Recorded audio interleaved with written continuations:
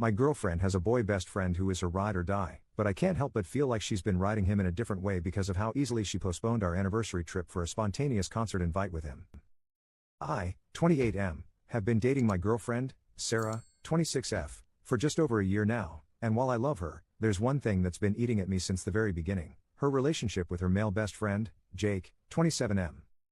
Jake has been Sarah's ride or die since college, and I knew from the start that they were close.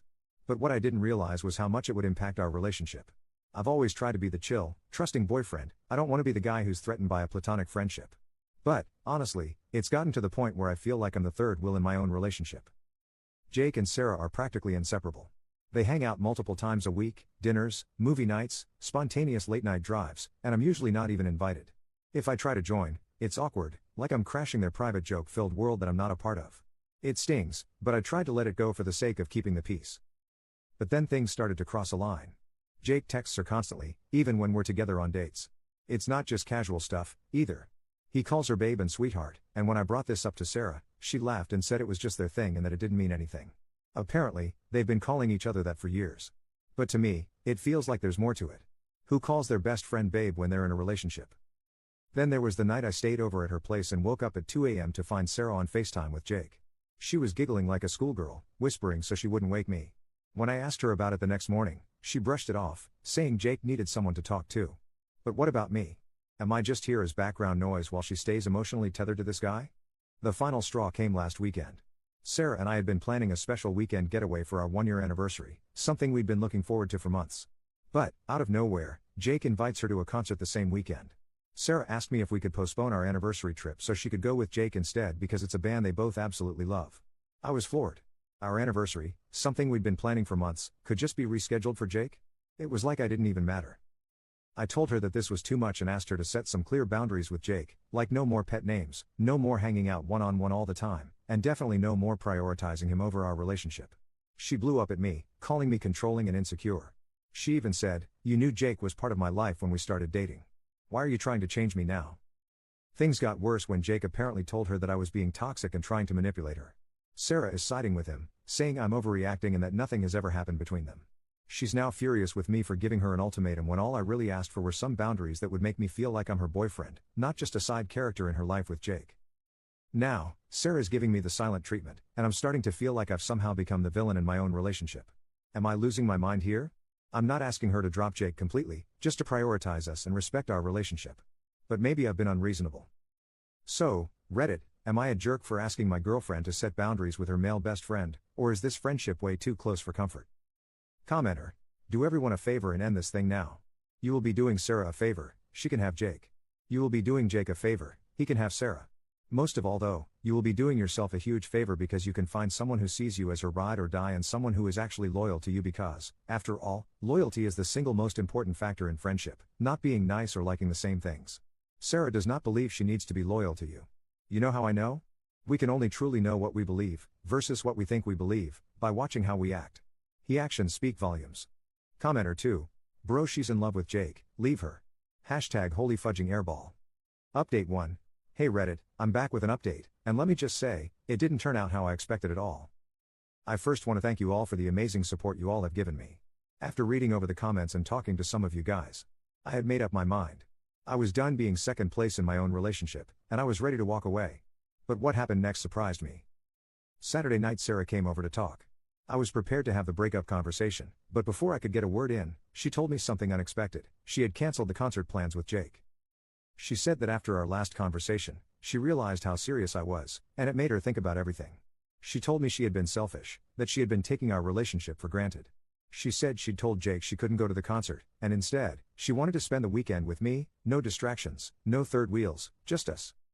I was honestly shocked. Part of me didn't believe it. For months, I had been asking her to set boundaries with Jake, and suddenly, she was doing it?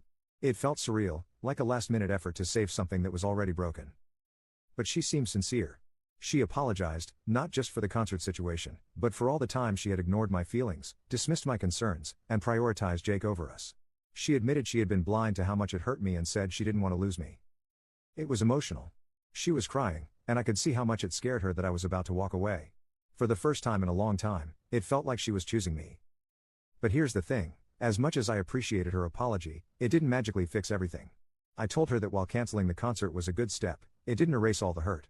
I still felt like I had been competing with Jake for too long, and trust once broken is hard to rebuild. We ended up spending the weekend together as planned. We didn't go on the big anniversary trip, but we stayed in, cooked together, and had long conversations about everything: our relationship, Jake, the future. It was a roller coaster of emotions. There were moments where I felt like maybe we could make this work, but also moments where the damage felt too deep to repair. By today, I was emotionally drained. Sarah seemed to think things were heading in the right direction, but I still wasn't sure. I needed space to think. So, I told her we should take a break, give each other some time to reflect and see if this relationship was something we both wanted to fight for. She didn't take it well. She cried again, begged me not to go, said she'd prove to me that she was serious about changing. But I needed to be alone, to clear my head without the constant push and pull of emotions. So, I left. I haven't spoken to her since. We agreed to give it a couple of weeks before we decide anything, but to be honest, I'm still leaning toward ending things for good. Could she really have set boundaries with Jake after everything? I find this hard to believe after months of me begging. I feel like I've already checked out of the relationship, and while her efforts are appreciated, I can't shake the feeling that it's too little, too late. I'll always care about Sarah, but this whole situation has made me realize how important it is to be with someone who values and respects you from the beginning. Someone who doesn't make you feel like you have to compete for their attention. You all think she might have cheated on me with Jake, so Reddit I asked, should I give her another chance or should I go through with the breakup? Commenter 1. Sounds like she found your Reddit to me. Commenter 2. Either that or Jake the Snake made a move on her when he felt he had convinced her that Op is toxic. Commenter 3. She's currently smashing with Jake. Update 2, 8 months later. Honestly, I didn't plan on ever coming back to this. After everything happened, I kind of just wanted to forget about it. Plus, Sarah eventually found the post, so I stayed quiet.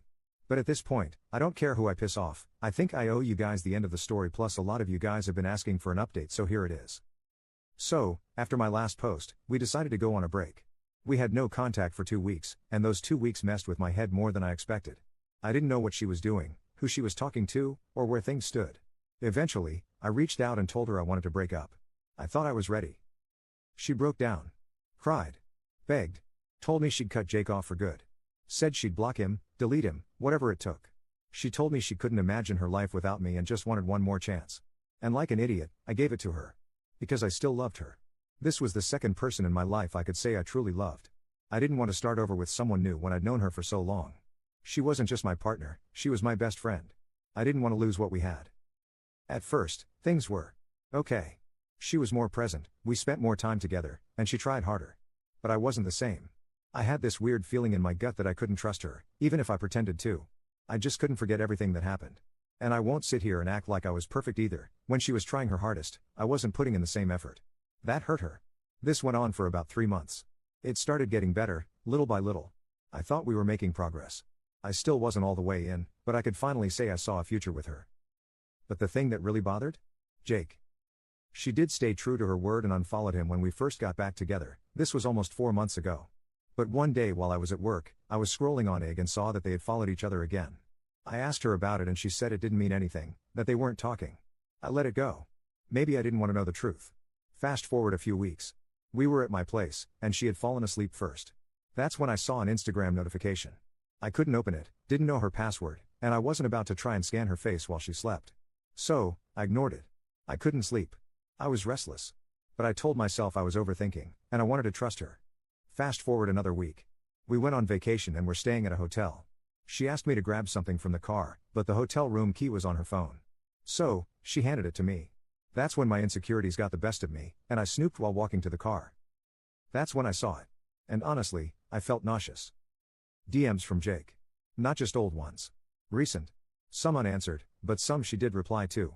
Messages about how she couldn't stand being apart from him. How it killed her to block him. How she missed talking to him. How she wanted to see him again. And then the part that really broke me, how she had developed feelings for him but was scared to leave me because then it wouldn't be Jake and Op. It would just be Jake. She talked about how she didn't want to lose both of us. She had even seen him behind my back. When she said she was going to the gym, she was going to his place. I came back to the room and didn't say anything. I laid in bed, numb. She eventually got up to take a shower, and while she was in there, she texted me asking if I went through her phone. At first, I lied. But then she said when she opened Instagram, it was still on her DMs with Jake, something she didn't leave open. So, I admitted it. I told her I read everything and couldn't believe she lied to me again. Her response? You weren't supposed to see that. I completely lost it. She tried playing the victim card, telling me I broke her trust by going through her phone and that I wasn't supposed to read what she told Jake. Like I was the bad guy in this situation. That was it for me. I didn't ask for explanations. I didn't want to hear any more lies. I shut down completely. I stopped texting her and only spoke when necessary for the rest of the trip. We had driven 6 hours from our hometown to visit some friends, so I couldn't just leave.